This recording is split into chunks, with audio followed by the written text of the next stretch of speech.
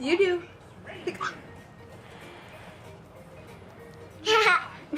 She did a real one. She did a real one.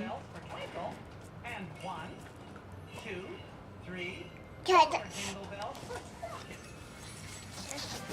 Nice jingle jangle bells sleigh job there, Mouse. Now everybody will hear us coming. Well, what are you waiting for? On board. Oh, why? We gotta help rescue Goofy and Donald. Getting up quicker than Sprockets. Amberlynn. Amberlynn. Hick. No. Oh. Okay. Amberlynn, you do.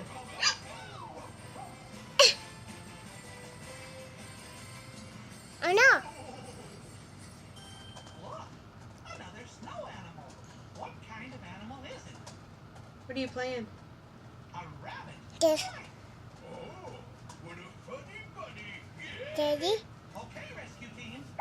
We must be getting really close to Goofy and Donald. Giddy up. Hey, say. Oh, that critter. That's the second biggest snowman I've ever seen. What are you playing? Gosh, this snowman's so big we Really? can't get around it. And Goofy and Donald are stuck on the other side. Hello! Is Please. Please. Please. Not right now. You have an anger management problem. You saw me get ready to take this spot. I took it.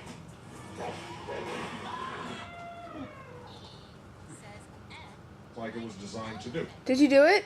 I realize this is no comfort to those Americans who are currently out of work. But I'll be honest with you. New hiring is always one of the last things to bounce back after a recession. And the fact is, even before this crisis hit, we had an economy that was creating a good deal of wealth for those folks at the very top, but not a lot of good-paying jobs for the rest of America. It's an economy that simply wasn't ready to compete in the 21st century. What's on there? One where we've been slow to invest in clean energy No, what are you technologies that playing? created new jobs Oh, you and have industries in itchies? other countries, where we've Still watched our itching. graduation rates lag behind too much of the world, and where we spend much more on healthcare than any other nation, but aren't any healthier for it. And that's why I've said that even as we rescue this economy from a full-blown crisis, we must rebuild it stronger than before. And health insurance reform is central to that effort. This is not just about the 47 million Americans who don't have any health insurance at all. Reform's about every American who has ever feared that they may lose their What? coverage if they become too sick, or lose their job, or change their job. It's about every small business Poop stick? that's been forced No. to lay off employees or cut back on their coverage Did you poop? because it No, became too no, expensive. It's no, about the fact No. that the biggest driving force No. behind our federal Stop. deficit is the skyrocketing cost of No. Medicare and Medicaid. So let me be clear. If we do not control these costs, we will not be able to control our deficit. If we do not reform health care, your premiums and out-of-pocket costs will continue to skyrocket. If we don't act, 14,000 Americans will continue to lose their health insurance every single day. These are the consequences of inaction. These are the stakes of the debate that we're having right now. I realize that with all the charges and criticisms that are being thrown around in Washington, a lot of Americans may be wondering, what's in this for me? How does my family stand to benefit from health insurance reform? So tonight I want to answer those questions, because even though Congress is still working through a few key issues, we already have rough agreement on the following areas. If you have health insurance, the reform we're proposing will provide you with more security and more stability. It will keep government out of healthcare decisions, giving you the option to keep your insurance if you're happy with it. It will prevent insurance companies from dropping your coverage if you get too sick. It will give you Did you the hear security Obama of just knowing say that if happy you with? lose your job, if you move, or if you change your job, David. you'll still be able to have coverage. It will limit the amount your insurance company can force you to pay for your medical costs out of your own pocket. And it will cover preventive care like checkups and mammograms that save lives and money. Now, if you don't have health insurance, or you're a small business looking to cover your employees, you'll be able to choose a quality, affordable health plan through a health insurance exchange, a marketplace that promotes choice and competition. And finally, no insurance company will be allowed to deny you coverage because of a pre-existing medical condition. I've also pledged that health insurance reform will not add to our deficit over the next decade, and I mean it.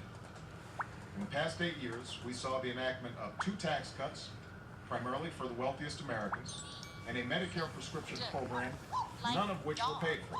And that's partly why I inherited a $1.3 trillion deficit. That will not happen with health insurance reform. It will be paid for. Already we've estimated that 2/3 of the cost of reform can be paid for by reallocating money that is simply being wasted in federal health care programs. This includes over $100 billion of unwarranted subsidies that go to insurance companies as part of Medicare. Subsidies that do nothing to improve care for our seniors. Yeah. I'm pleased that Congress has already embraced these proposals. Wow. While they're currently working through proposals to finance the remaining costs, I continue to insist that health reform not be paid Wow. on the back I of just the say. taxpayers. In addition to making sure that this plan Wow. doesn't add Wow. to the deficit in the short term, the bill I signed must also slow the growth of healthcare costs. Oh, wow. Our proposals would change incentives I so love doctors and nurses why? are free to give patients the best care. Wow. Just That. That's why the nation's largest organizations representing doctors and nurses have embraced our plan. We also want to create an independent group of doctors and medical experts who are empowered to eliminate waste and inefficiency in Medicare on an annual basis. A proposal that could save even more money and ensure long-term financial health for Medicare. Overall, our proposals will improve the quality of care for our seniors and save them thousands of dollars on prescription drugs, which is why the AARP has endorsed our reform efforts. Not all of the cost savings measures I just mentioned were contained in Congress's draft legislation, but we're now seeing broad agreement thanks to the work that has been done over the last few days. So even though we still have a few issues to work out, what's remarkable at this point is not how far we have left to go, it's how far we've already come. I understand how easy it is for this town to become consumed in the game of politics, to turn every issue into a running tally of who's up and who's down. I've heard that one Republican strategist told his party that even though they may want to compromise, it's their politics to go for the kill. Another Republican senator that defeating health care reform is about breaking me. So let me be clear. This isn't about me. I have great health insurance, and so does every member of Congress. This debate is about the letters I read when I sit in the Oval Office every day, and the stories I hear at town hall meetings. This is about the woman in Colorado who paid $700 a month to her insurance company, only to find out that they wouldn't pay a dime for her cancer treatment. They had to use up her retirement funds to save her money. This is about the middle-class college graduate from Maryland, whose health insurance expired when he changed jobs and woke up from the emergency surgery that he required with $10,000 worth of debt. This is about every family, every business, and every taxpayer who continues to shoulder the burden of a problem that Washington has failed to solve for decades. This debate is not a game for these Americans, and they can't afford to wait any longer for reform. They're counting on us to get this done. They're looking to us for leadership, and we can't let them down. We will pass reform that lowers cost, promotes choice, and provides coverage that every American can count on. And we will do it this year. With that, I'll take your questions.